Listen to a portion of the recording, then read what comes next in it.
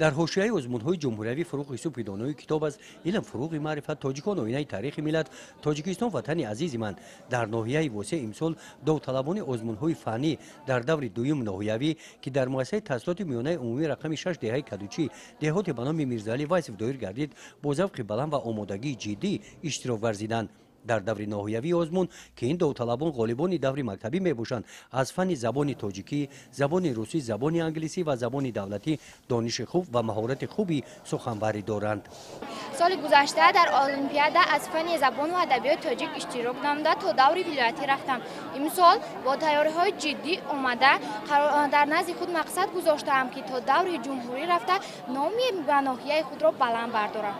من طول 3 سال است که در دور جمهوریوی برآمده و امسال در پیش خود مقصد گذاشتم که در این آزمون حتما غالب آیم. آزمون در سیمخانه‌ها گذرانیده شده برای داوطلبان شرایط‌های خوب مهیا کرده شده است. دانش داوطلبان طریق دیکتن و با اصول تستی طبق طلبات نظامنامه آزمون سنجیده شد.